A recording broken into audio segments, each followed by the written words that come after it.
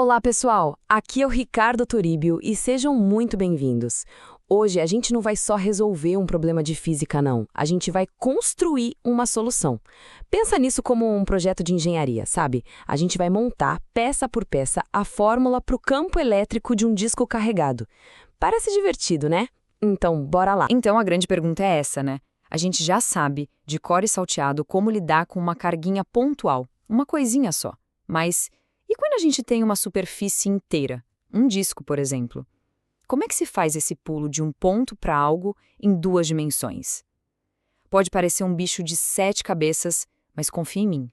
A estratégia para resolver isso nossa, é genial de tão elegante. E a estratégia é toda sobre fatiar o problema. Exato. A gente não vai tentar engolir o bolo inteiro de uma vez só. A gente vai cortar em fatias bem fininhas, pedacinhos que a gente já conhece e sabe como resolver. O nome chique para isso? Discretização. Mas a ideia é super intuitiva. Quer uma analogia perfeita? Pensa num disco de vinil. O que é um LP, no fundo? É um monte, mas um monte mesmo, de sulcos, um anelzinho do lado do outro, certo? Pois é exatamente isso que a gente vai fazer.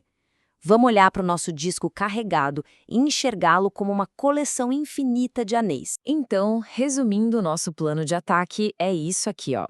Primeiro, a gente olha para o disco. Segundo, a gente o imagina como esse monte de anéis. Terceiro, e essa é a grande sacada, a gente usa a fórmula do campo de um anel, que é uma ferramenta que a gente já tem.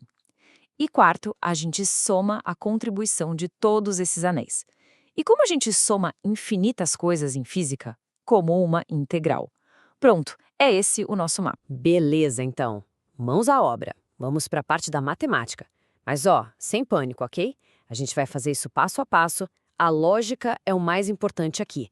Vamos ver como aquela nossa ferramenta, a fórmula do anel, vai nos ajudar a construir a solução do disco. Ok, então a gente precisa adaptar o que a gente já conhece.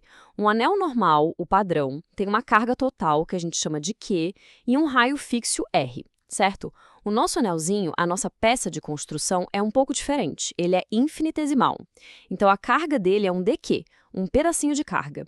E o raio dele, R, não é fixo, é uma variável, porque ele vai representar cada anel desde o centro até a borda do disco. E quando a gente faz essa adaptação na fórmula do anel, a gente chega nisso aqui. Essa expressão é o dE, ou seja, a contribuição minúscula para o campo elétrico que vem de um único anelzinho nosso. É o campo de um único sulco do nosso vinil imaginário. Agora, para ter o campo total do disco, o que a gente faz? Soma tudo. Ou melhor, no cálculo, a gente integra. Ok. Mas agora tem um probleminha. Um pequeno obstáculo. Olha para a fórmula. Para a gente integrar, a gente precisa que tudo dependa de uma única variável.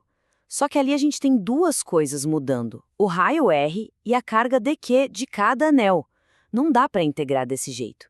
Então a pergunta é, como é que a gente consegue escrever esse dQ em função do raio? E a resposta para esse quebra-cabeça é um conceito super importante, a densidade superficial de carga. A gente usa a letra grega sigma. Pensa no sigma como um jeito de medir o quão recheado de carga o disco está. Ele te diz, para cada metro quadrado de área, você tem X coulombs de carga. É a nossa cola, a peça que faltava.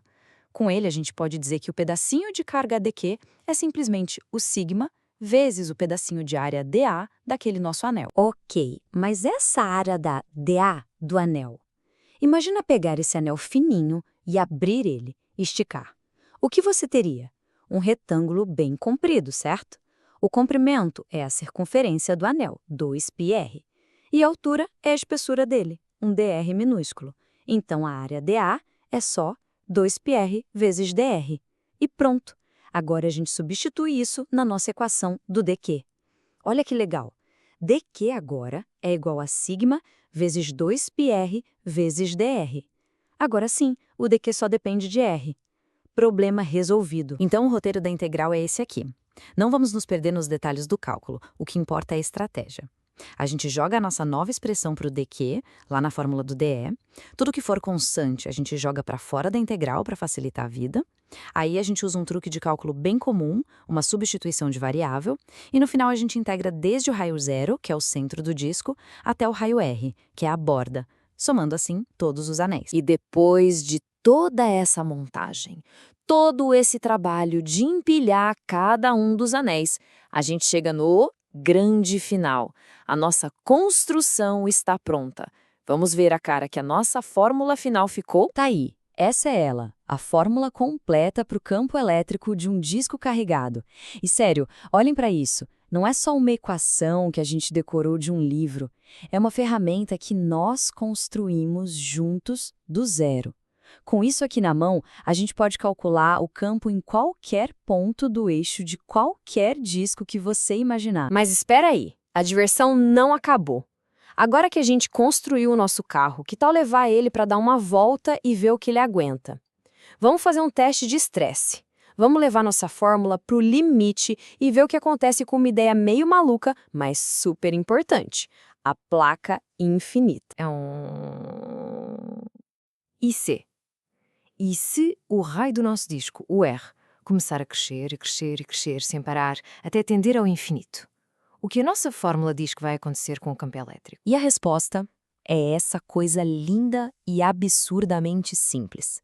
O campo vira só sigma sobre 2ε0. Peraí, cadê o z? Cadê a distância? Sumiu. Ela simplesmente desapareceu da equação. O que isso quer dizer? Que o campo de uma placa infinita é constante. Não importa se você está a 1 milímetro ou a 1 quilômetro de distância. O campo é o mesmo.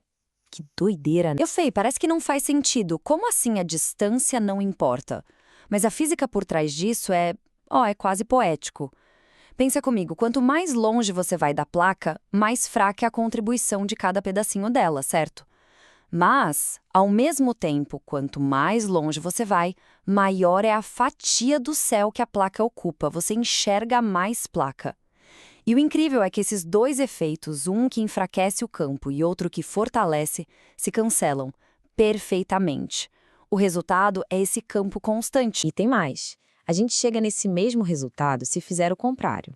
Se em vez de o disco ficar infinito, a gente chegar muito, mas muito perto mesmo do centro de um disco normal, finito, se a distância z tende a zero.